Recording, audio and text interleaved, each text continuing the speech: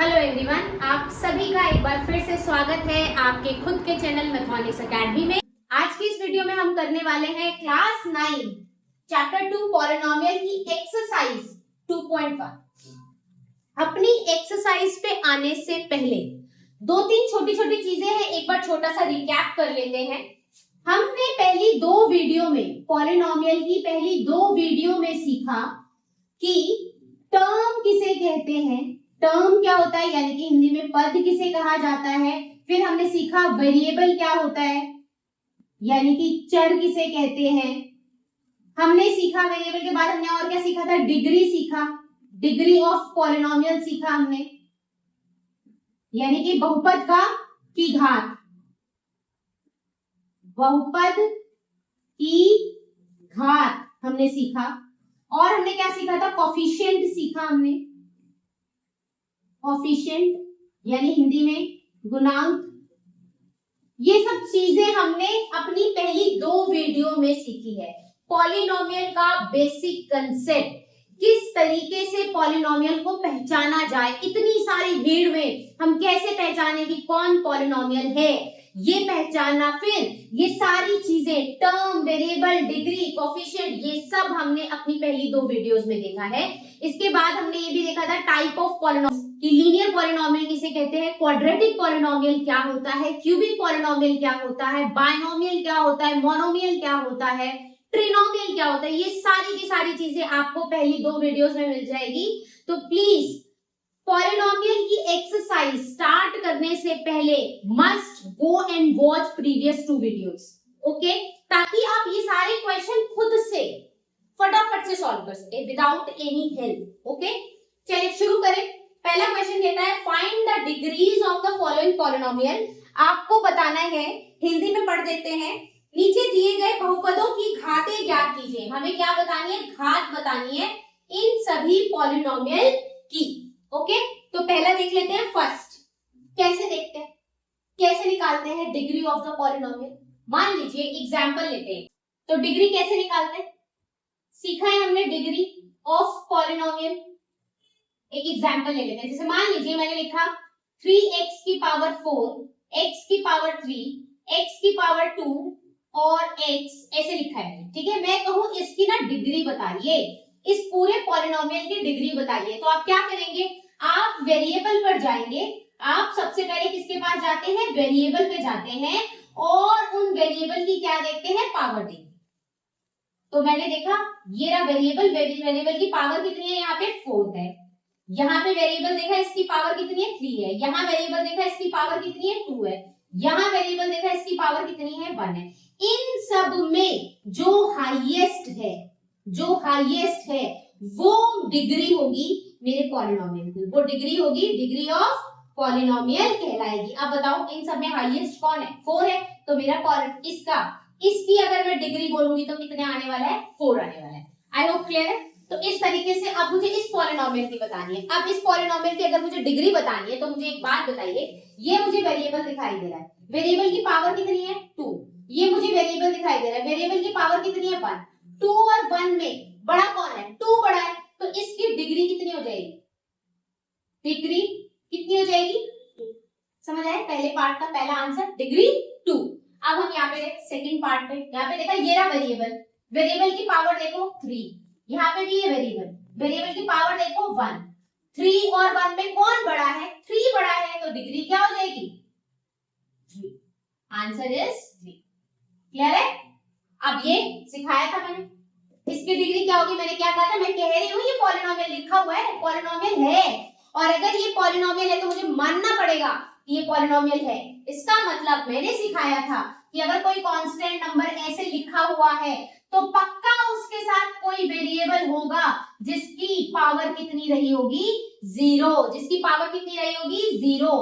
क्यों, ये ऐसे लिख सकते हैं ना, 4 into 1 दैट इज 4। समझ आ रही है मेरी बात। मैंने ये सिखाया था किसी भी वेरिएबल की पावर अगर 0 हो तो वो हमेशा क्या होता है, 1 होता है। और कोई भी कांस्टेंट नंबर ऐसे दिया हो और कह रहा है नहीं कांस्टेंट नहीं है, ये एक पॉलिनोमियल है, तो मुझे मानना पड़ेगा ये पॉलिनोमियल है। तो पॉलिनोमियल होगा कैसे, इसके साथ तो कोई वेरिएबल नहीं है, तो इसका मतलब छुपा हुआ है, ऐसे होगा ये। क्लियर है। तो डिग्री कितनी है, ये मेरा वेरिएबल, वेरिएबल की पावर कितनी है 0, तो इसकी डिग्री क्या आ जाएगी 0, डिग्री कितनी आ जाएगी मेरे पास 0। क्लियर है? अब मैं यहाँ पे गई, यहाँ बताओ 4z माइनस 3z, ये मेरा वेरिएबल, वेरिएबल की पावर कितनी है 1, तो इसकी डिग्री क्या हो जाएगी 1। आई होप क्लियर है, आई होप क्लियर है। अब नेक्स्ट क्वेश्चन कहता है right polynomials of a degree 1, 2 and 3। Hindi में भी पढ़ देती हूँ। उसने बोला है मुझे कि घात 1, 2 और 3 के बहुपद लिखिए। अब आपको अपनी मर्जी से ना बहुपद बनाने, जिसकी पावर, जिसकी डिग्री कितनी हो 1 हो, एक 2 हो और एक 3 हो। चलो अब मुझे यही से उठा, ये देखो मुझे चाहिए 1 डिग्री वाला। देखो क्या मैं लिख दूं इसको, मैं लिख दूं फर्स्ट का डिग्री 1, डिग्री 1 के लिए मैं लिख दूं एक पॉलिनोमियल 4z लिखा है वहां पे, z माइनस 3, कुछ भी लिख दो, जो मर्जी लिख दो, लेकिन बस दिमाग में क्या रखना है, जो भी आप वेरिएबल यूज करें उसकी हाईएस्ट पावर क्या होनी चाहिए 1। मैं ये डिग्री 1 के लिए बोल रही हूँ। जब मैं डिग्री 2 के लिए काम करूंगी, जब मैं डिग्री 2 के लिए काम करूंगी तो मेरी डिग्री यानी हाईएस्ट पावर कितनी होनी चाहिए 2 होनी चाहिए। तो कोई भी बना लो, कोई भी, मान लो मैंने लिखा x प्लस में x स्क्वायर प्लस में 5। देखो वेरिएबल यहाँ भी है, पावर कितनी है 1, वेरिएबल यहाँ भी है, पावर कितनी है 2, हाईएस्ट कितनी है 2 है, तो डिग्री कितनी हो गई 2 हो गई। तो उसने मांगा था ना एक पॉलिनोमियल बनाइए अपनी मर्जी से। देखो कोई भी आंसर हो सकता है, यहाँ पे इनफाइनाइट नंबर ऑफ आंसर बनाए जा सकते हैं डिग्री 1 में और डिग्री 2 में, चाहे डिग्री 3 में, किसी में भी बोल दिए जाए। बस कंडीशन ये याद रखनी है कि जो भी आप वेरिएबल यूज कर रहे हैं उसकी डिग्री कितनी होनी चाहिए 1। सॉरी, जो भी वेरिएबल आप यूज कर रहे हैं उसकी हाईएस्ट पावर कितनी होनी चाहिए 1 होनी चाहिए। जो भी वेरिएबल आप यूज कर रहे हैं उसकी हाईएस्ट पावर कितनी होनी चाहिए 2, क्योंकि डिग्री कौन सा है 2 है। अब अगर मैं डिग्री 3 की बात करूं, डिग्री 3, तो कोई भी पॉलिनोमियल बना लो। मान लो मैंने लिखा x की पावर 3, x की पावर 1, कुछ लिखने का मन नहीं है मेरा, छोड़ो नहीं लिख रही हूं। अब मैंने देखा ये रहा वेरिएबल, ये भी वेरिएबल है, इसकी पावर 1, इसकी पावर, देखो हाईएस्ट 3 है या ना, इसकी पूरे की डिग्री 3 है या नहीं, यस बिल्कुल 3 है। तो मुझे उन्होंने बोला था, बना दिया मैंने। कोई बच्चा कहते कि मैम मेरा मन तो ऐसे कर रहा है, मैं ऐसे एग्जांपल देना चाहती हूँ कि x की पावर 3 प्लस में 1, हाँ बिल्कुल, देखो इसकी डिग्री कितनी है 3 है ना। कोई कहना चाहता है मैम मेरा तो मन है x की पावर 3 प्लस में 0 लिख दूं, बिल्कुल ठीक है, गलत नहीं है, बिल्कुल गलत नहीं है।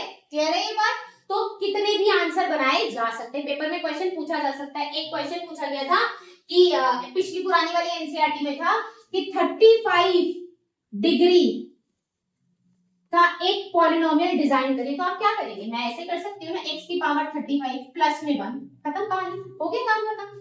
भाई अगर मुझसे पूछा जाए इसकी डिग्री बताओ तो मैं तो 35 ही आंसर दूंगी, हाँ या ना। तो इसलिए देख के डरना नहीं है, ये बहुत आसान होता है। ठीक है, आपकी श्रद्धा है, आप जैसे मर्जी बना सकते हैं।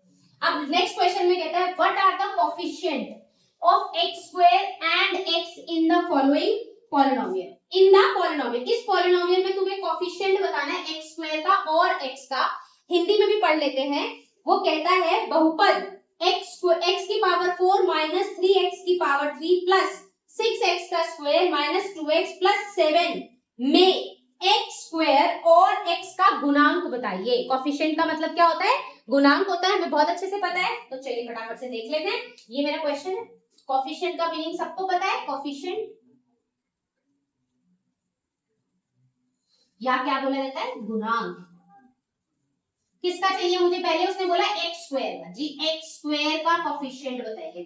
ढूंढो भाई x स्क्वायर का है मेरी पिक्चर में, ये रहा। x स्क्वायर को छोड़कर जो भी हाथी गधा घोड़ा उसके साथ में है वो सारा आंसर होगा, तो यहाँ आ जाएगा 6।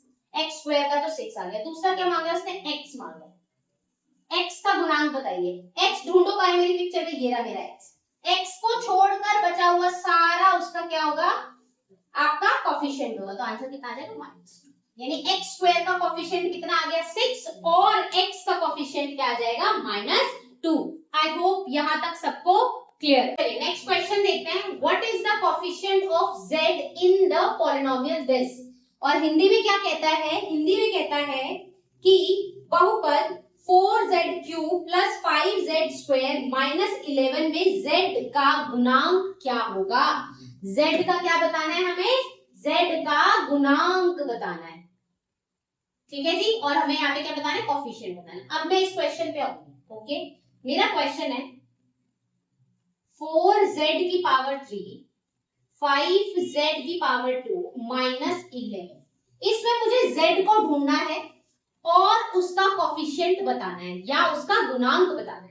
इस पिक्चर में मुझे कहीं z नहीं दिखाई दे रहा। अगर मेरी पिक्चर में z जिसका भी कोफिशिएंट मांगा है वो पिक्चर में नहीं है तो हम कैसे उसका आंसर दें? तो क्वेश्चन ये उठता है, ध्यान से देखना, इसका स्टैंडर्ड फॉर्म कैसे लिखते हैं? स्टैंडर्ड फॉर्म क्यूबिक है ना, क्यूबिक इक्वेशन है, इसका स्टैंडर्ड फॉर्म लिखते हैं। a z में लिख देते हैं z की पावर 3, b z की पावर 2, c z प्लस में d। ये होता है इसका स्टैंडर्ड फॉर्म, राइट? किस हर एक पॉलिनोमियल को लिखने का स्टैंडर्ड फॉर्म होता है। तो ये क्यूबिक को लिखने का स्टैंडर्ड फॉर्म ये है, z क्यूब का कोफिशिएंट कौन है a, z स्क्वायर का कोफिशिएंट कौन है b, z का कोफिशिएंट कौन है c और d क्या है तुम्हारा कांस्टेंट। क्लियर है? मैंने इन दोनों को कंपेयर किया तो मैं बोल सकती हूँ अच्छा a की वैल्यू तो 4 हो गई, z स्क्वायर b की वैल्यू 5 हो गई, यहाँ तो कुछ है ही नहीं, d की वैल्यू -11 होगी। तो भाई z कहाँ है? z तो पिक्चर में है ही नहीं। जो पिक्चर में नहीं होगा उसका गुणांक, उसका कोफिशिएंट हर हाल में क्या रहा होगा? 0 रहा होगा। हर हाल में क्या रहा होगा? 0। ये पिक्चर कुछ ऐसी रही होगी, 4z की पावर 3 प्लस 5z की power 2 plus 0 into z minus 11। ये इसका जो गुणांक है, z का जो गुणांक है वो क्या रहा होगा? 0। गलती से ये मत सोच लेना मैम z की वैल्यू भी तो 0 हो सकती है। अरे अगर z की वैल्यू यहाँ 0 होगी तो ये भी तो z 0 हो जाएगा, ये भी 0 हो जाएगा, फिर तो ये सब गायब हो जाएगा, सिर्फ -11 बचेगा। तो z 0 नहीं हो सकता, कभी भी वेरिएबल इस तरीके से 0 नहीं हो सकता, ये याद रखना। समझ आइए?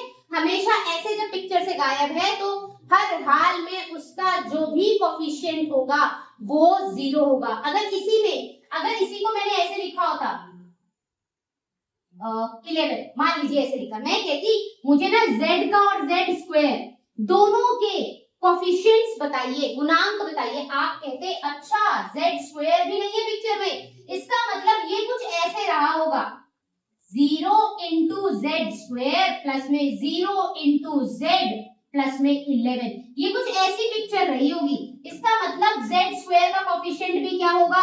0 और z का कोफिशिएंट भी क्या होगा? 0 होगा। क्लियर हुई है? तो जो पिक्चर में नहीं है उसका कोफिशिएंट 2000% 0 होगा। यहाँ पे समझ आ गया? तो मेरा आंसर क्या आ जाएगा? यहाँ पे बोला गया z का कोफिशिएंट बताइए, तो मैं आंसर लिखूंगी z का कोफिशिएंट क्या होने वाला है? z का कोफिशिएंट क्या होने वाला है? 0। क्या होने वाला है? 0 होने वाला है। Clear? What is the constant term of the polynomial? Constant term कौन सी होती है भाई बताओ? देख लो इन सब में कांस्टेंट टर्म कौन सी है? जो वेरिएबल के बिना है। कौन है? -10। तो आंसर क्या आ जाएगा? कांस्टेंट टर्म क्या आ जाएगी? -11। हिंदी में क्या बोलने की कोशिश कर रहे हैं? हिंदी में भी क्वेश्चन पढ़ना था, चलो पढ़ देते हैं। हिंदी में कहता है बहुपद 9x की power 3 plus 5x square minus 8x minus 10 में अचर पद क्या है? अचर यानी कांस्टेंट, अचर पद क्या है? तो क्या होता है? जो बिल्कुल बिना किसी वेरिएबल के होता है उसको क्या बोलते हैं? अचर पद कहा जाता है। तो आंसर कितना आ जाएगा? -10। अच्छा इसी क्वेश्चन में जरा देखना, इसी में देखो जरा, 9x की पावर 3 5x की पावर 2 8x माइनस 10, इसमें मैं बोलती डिग्री बताओ, इसमें मैं बोलती डिग्री बताओ, कोफिशिएंट ऑफ x स्क्वायर बताओ, मैं बोलती कोफिशिएंट ऑफ x क्यूब बताओ। डिग्री कितनी होने वाली है?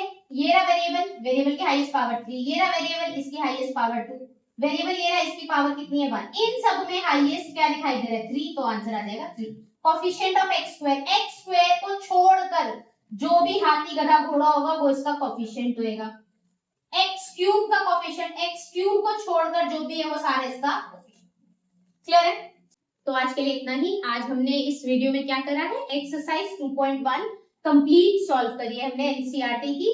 नेक्स्ट क्लास में हम लीनियर पॉलिनोमियल को बहुत डेप्थ में पढ़ेंगे और लीनियर पॉलिनोमियल का यूज करते हुए बहुत सारी इक्वेशंस खुद से बनाना और खुद से वर्ड प्रॉब्लम के क्वेश्चंस करना सीखेंगे। तो नेक्स्ट क्लास को मिस मत करिएगा। अगर आपने नेक्स्ट क्लास मिस कर दी तो आप ये सोच के चलिएगा अगली जो 3 या 4 एक्सरसाइज है आप उसके ऊपर कमांड नहीं बना पाएंगे। तो एक्सरसाइजेस है नेक्स्ट जो आपके पॉलिनोमियल के टॉपिक्स हैं उनके ऊपर फुल कमांड बनाने के लिए आपको नेक्स्ट क्लास मस्ट देखनी है। और इस क्लास में अगर आपको हल्का भी डाउट हो रहा है तो इसका मतलब आपने पहली 2 क्लासेस मिस की है, तो आप उनको जरूर जाकर देखें। अगर आपको मेरा कंटेंट अच्छा लगा है, आपको मेरा पढ़ाया हुआ समझ आया है, तो अपने दोस्तों के साथ शेयर जरूर करें, मेरे चैनल को सब्सक्राइब करें और वीडियो को लाइक करना ना भूलें। Thank you so much. जल्द ही मिलते हैं नेक्स्ट वीडियो के साथ।